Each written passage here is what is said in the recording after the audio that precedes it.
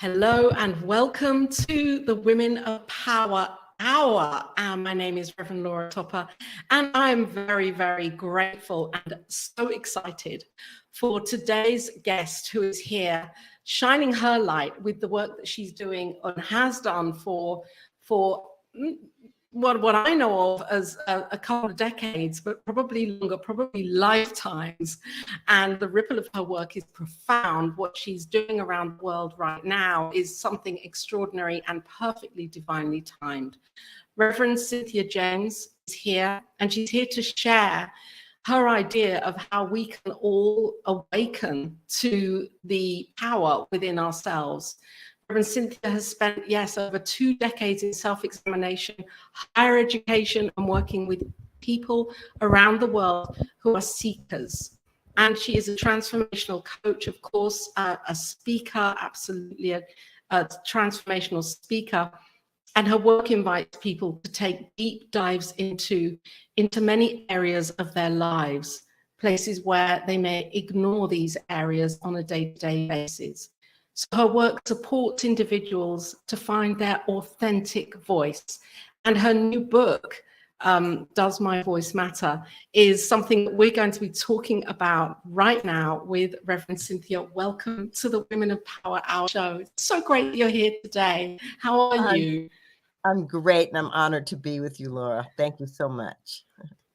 Well, it's wonderful that you're here because I know you have a really busy schedule. You've got lots of newness coming through. I can feel it. I can feel your energy, and you're traveling. You're in the midst of traveling, and all sorts of wonderful things that you're bringing to the world. And what I want to begin with is what we are going through universally and collectively, what women are going through, and the voice, like the universal voice that we're tapping into, the collective voice, which for me is saying, I'm here now, enough is enough, and I want to do it my way, and I want to do it in a way where everybody benefits from being alive right now in the highest light.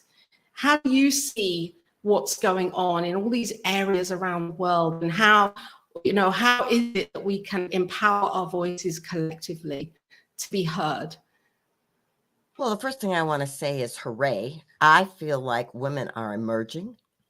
I feel like, we were property into the early 1900s. And Absolutely. We were held in a position of, we are here to bear children and take care of the house and take care of other people. And if we didn't put everything first, we were selfish. And, and it took me a long time to realize that was backwards, that the frequency is better when we love ourselves, honor ourselves, and bring our voices. And for me, the voice isn't just the sound that comes from the larynx. The voice is our full expression. How we write, speak, sing, dance, paint, how we dress, how we create our environments. And I think women are saying, you know what, I deserve to be given a place at the table, to take a place at the table, and to talk about what I want, what I deserve, how I want to contribute, and I deserve to be heard. And so what we're watching around the world is women taking to the streets. We're watching people saying, enough already. I can honor you. I can love the whole masculine energy, but we are equals.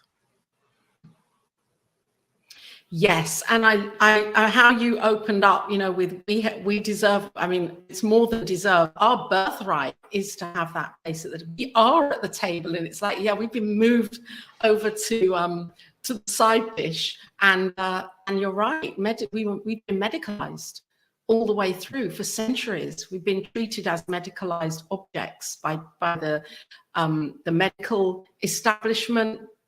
Doctors, specialists, women's bodies have been just fragmented into bits, the womb, the ovaries, have a baby, it's all separate. And so is it for you, do you feel it's this idea that we are coming into this idea of wholeness, that we can't be just chunked into pieces anymore? Yeah. As an idea. Yeah, because what we're watching is the destruction of an old paradigm where women are subjugated to roles and spaces and containers that serve the masculine, as opposed to the fact that we all carry the feminine and the masculine within us, you know, as opposed to us being able to share and make a better world and dream big and care for our children and care for our planet. And what we're watching is that old paradigm fighting for its life, but it can't win because women have awakened. And so the voice and the roar of women around the world right now, especially those that have really, there's like an anger and a frustration going on when I look at what's happening in Iran for women, and not only in Iran, I mean, the ripple of that is global, where women are standing up and saying, no more, I'm not going to be subjugated to wearing something by the morality police that is basically demeaning me as a human being and stopping me from fully expressing. And I love what you said. The voice is not just the throat chakra and what comes out of our mouth. It's our whole expression. It's our mental equivalent.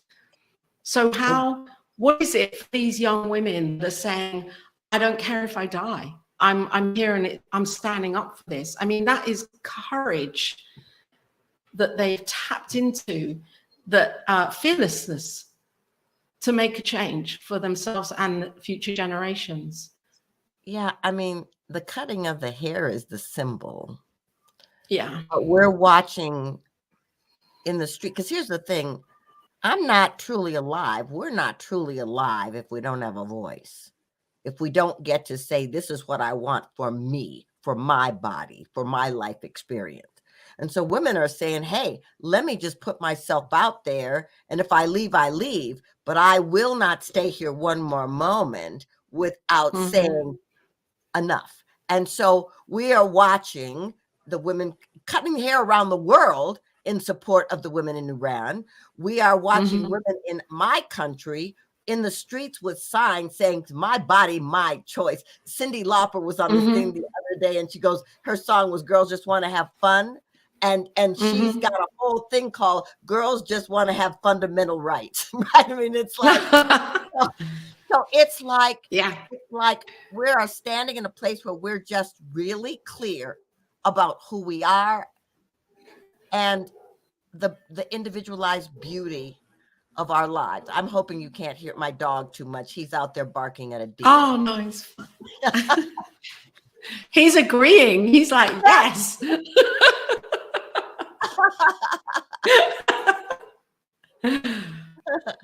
Yes. And we're in this era right now where we can't hide what's on Instagram. We can't, you know, for those that are in countries where there's a kind of a diminishment of social media, there are ways to get to TikTok. There are ways to get to Instagram, and younger generations know how to tap in, and they feel the vibration and the consciousness of other women around the world that have different issues and different ways of feeling that they are being constrained. And yet there's a rising happening, isn't there, collectively, because social media is feeding that also. I believe. Yeah, it's opening something up. Yeah, it's in social media. It's in spiritual communities. It's all over. Women are saying, no. We have to, what about oneness? What about honoring the fact that we're all here by a divine right? What about the fact that we're all emanations of the divine? Pay attention to me. And, you know, we want the children that we are bringing on this planet to know that they're whole, and we will not be denied. That's so exciting to me. Yes. And so we're coming away from this mechanical, materialistic idea and paradigm, and women are taking responsibility now fully for what we felt for so long, that we're not putting, there's no putting down of men or no putting down of others. It's, we are here also, and there's collaboration and not competition. and we're here to work together and not be divided. Well, yeah, here's the thing. If we don't put a stop to the old patriarchal way of being, then the young girls that are coming on the planet don't feel whole, heard, or seen. And the boys coming on the planet don't have respect for the feminine. And Yeah. so what kind of world do we want to leave for our children where there's, adversity and division among the sexes for another, century or two? I don't think so. How do we work together? How do we honor each other? How do we support each other? I am so grateful to be married to someone who, from the very moment I met him, saw me, celebrated who I was, and is in full support of me and how I express on the planet. And I'm the same for him. I had never experienced that before. Right. And I know you are in a relationship also with someone. Yeah. Who Totally. And now it's like, well, the bar has been raised, and that's what's happening for many of us around the world. We're not going to just put up with an old idea that's come through generations from our ancestors, that the healing work do you believe is so vital and important for us to do, so that we can really, really get to the heart of those beliefs and the esteem and the lower levels of thinking have been passed through from each of us at different degrees, to rise and stand up and be proud of who we are and not have to excuse it. Yeah. That word proud is just, it strikes me. It's like, you can't feel proud of yourself or the work you do in the world if you don't feel like you're standing in your greatness and that your greatness is being celebrated and honored. One of the things I love about the New Thought movement is that there are so many women ministers. Yeah. And in other traditions, that wasn't the case. And I love that women are saying, it doesn't matter what field I choose. I deserve to be right at the leadership level in every area if I'm bright, if I'm creative, if I'm powerful, if I'm dynamic, and if I'm an innovator. See me. Yes. And then we first, though, see ourselves. That's right. We first see ourselves. So I know that you have just published your book, or it's just come out into, like, woo, it's birthed out. And I read somewhere or heard you saying that actually it's taken you 4 years.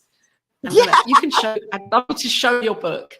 Your book, Does My Voice Matter? It's beautiful. And your image, I know that your husband took your imagery, and it's like, yes, it's perfect. It's very bold, and I love it. And does my voice matter? And what was it about that 4 years? Did you start out to write a book, or did you just collate information and then realize, actually, this is a book, I need to put this out? Well, I was at lunch with a woman I really respect who's a writing coach, and she was asking me what was on my mind.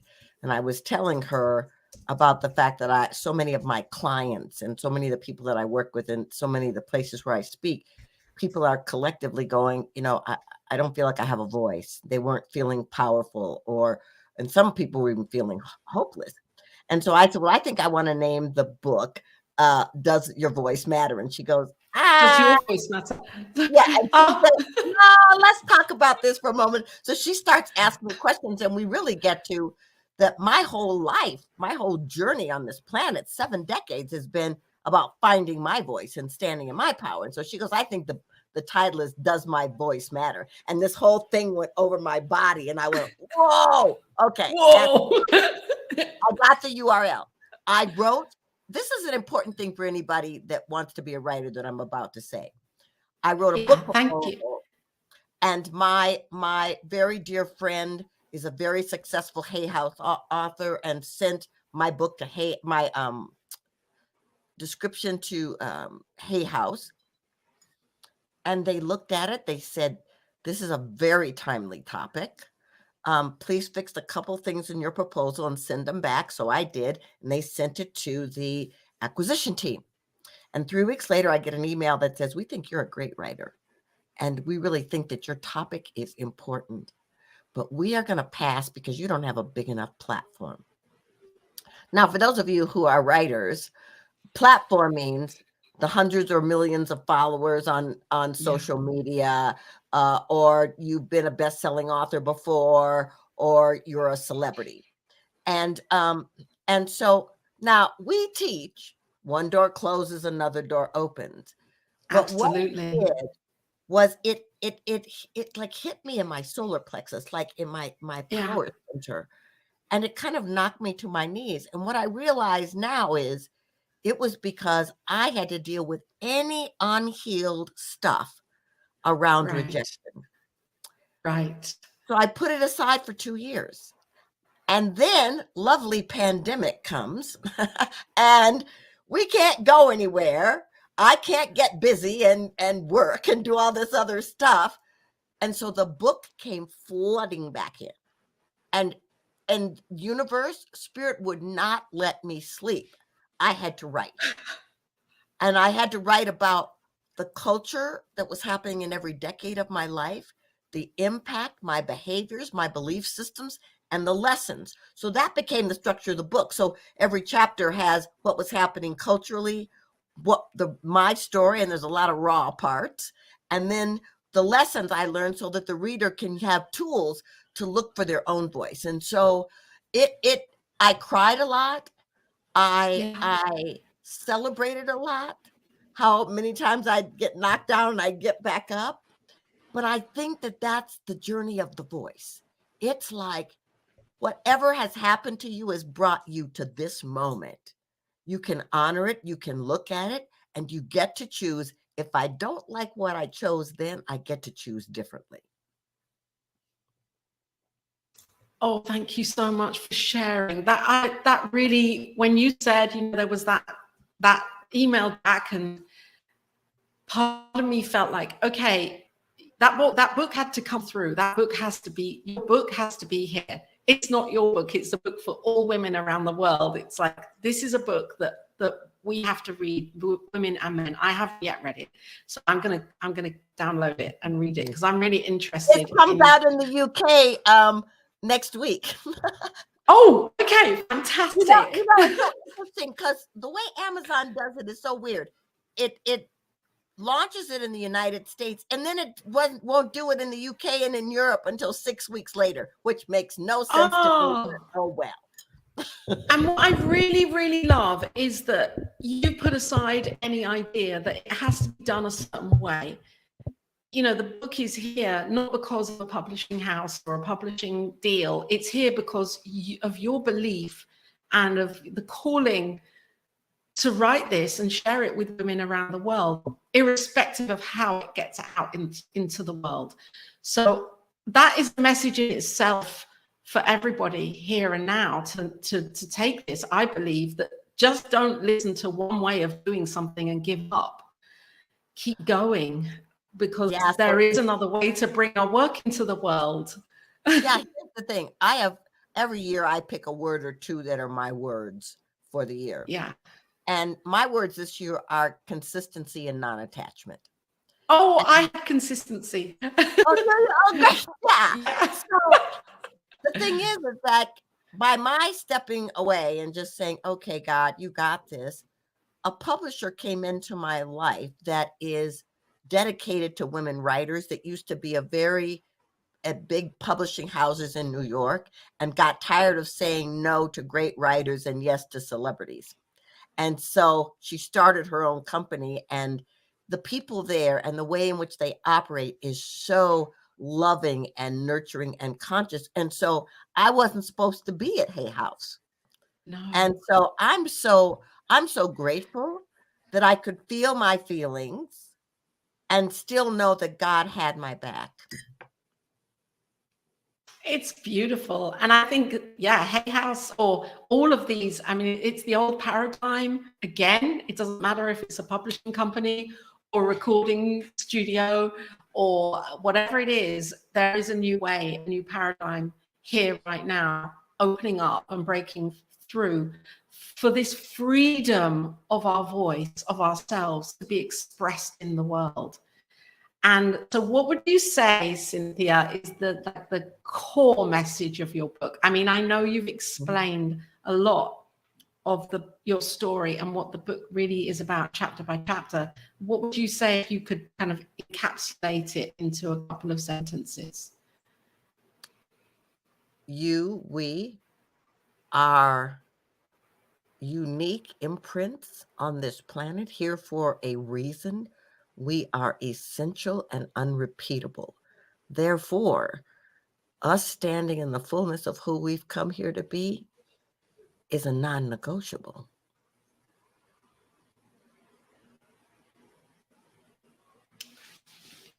It's like we need to hear this and we need to own it, don't we? We need to actually embody this rather than it being an intellectual. I'd love you to turn that into an affirmation card. Hand that out to everybody with the book. Yes. Hello, did you know you're unrepeatable? Yeah, I love it. I'm unrepeatable. It's very powerful. Because when we think of ourselves in that way, it's like there's no time to waste here. I can be me, fully be me. Right. So how do you see, what would be your kind of ideal for women right now? If you could kind of wave that magic wand, which we know is being waved anyway in the one mind, we just got to tune into it. What would be your kind of ideal of how women are and how we represent ourselves? Well, my ideal is that every morning, every woman would wake up in joy, celebrating her presence, celebrating her gifts, celebrating her divine nature, and the ways in which she is lit up by bringing her light to this planet. If we all were doing that, there couldn't be war. Because Right. love would trump everything. It would just Right. put everything out of the way and say, this is the answer to every question. Love. Yes. And that scares a lot of people, doesn't it? I mean, people that are really not working from that worldview. That's kind of like, oh, love, that's just something that is an add-on. And when we flip it around and come from love and know there is enough love, that can change everything. I know it for myself. It can change so many areas of my life. It has done. So what? Yeah, you were going to say something there. No, I was just going to say all the words we love, like compassion and caring and nurturing, all come from love. And because it's an energetic radiance That's that right. can't be denied. And so, you can see somebody in a really bad space and you can say, hello, you look lovely today, which is an expression of love. And instantly they can open to that. And so it's not about, okay, I got to find my soulmate and then I'll know love. It's like, how about be love? Yeah. Full on responsibility for ourselves. So what is the tool, do you think, in your book? Can you share one tool, or maybe it's not in your book, maybe it's just you work with, to share with anyone that's watching this at any point, any moment in time, that's intrigued in this amazing conversation? Thank you, Cynthia James, for being here. Sharing a tool that can really just move us from one state to another, the love state. There's a chapter in my book where ask people to look at the pause perspective.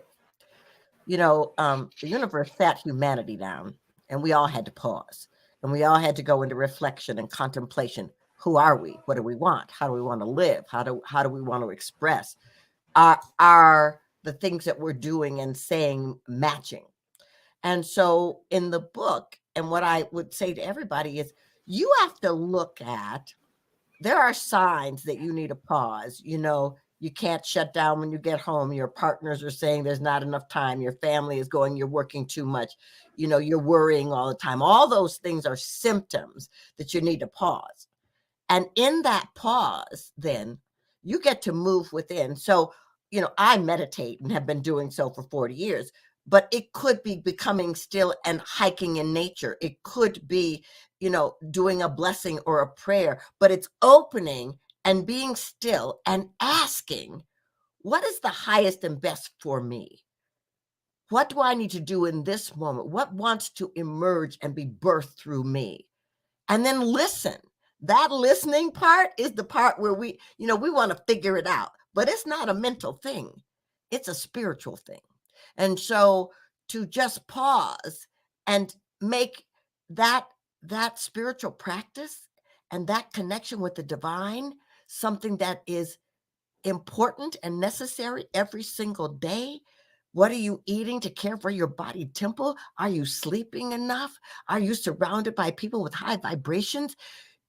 In the pause, you get to decide how you want to move forward. And we're watching that in the world. They're having this thing called the Great Resignation, where people are going, I don't want to go back to a place where I'm not appreciated and I'm not being paid. I want to do something to bring joy.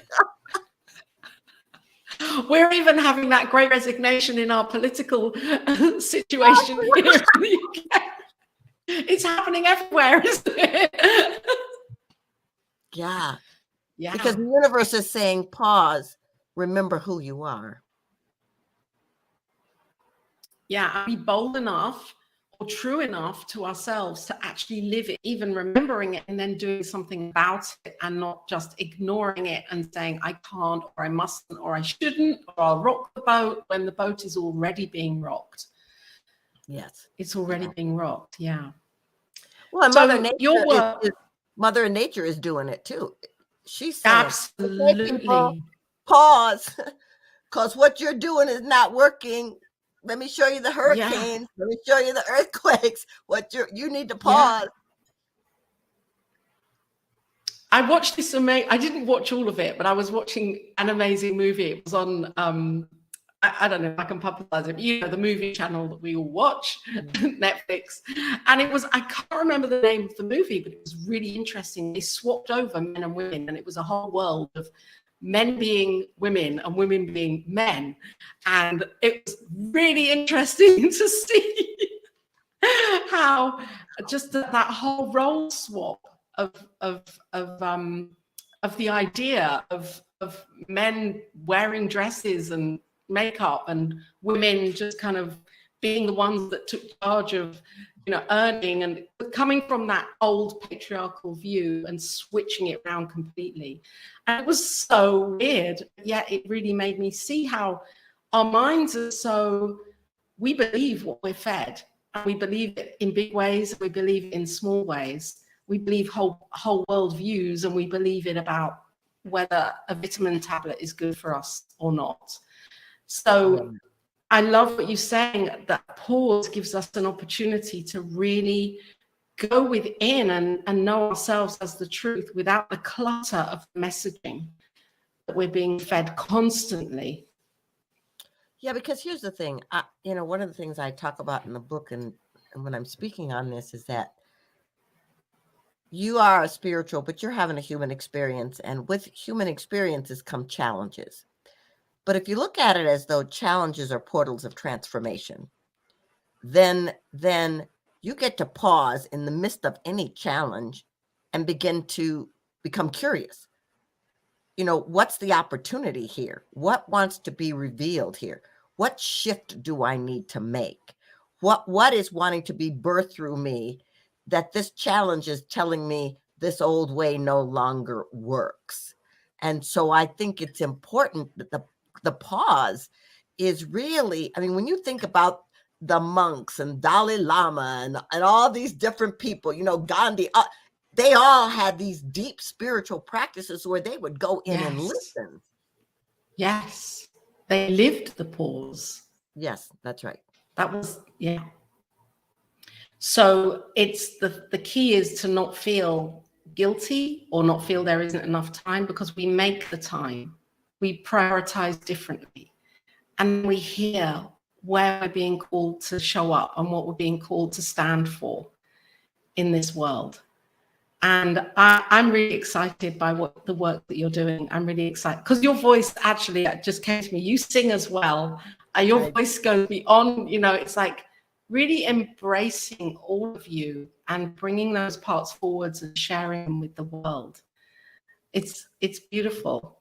Thank you. So let me tell you this. I want to show you this. We didn't talk about this. I'm going to show you this. So this is my new album. It's called Chosen, right?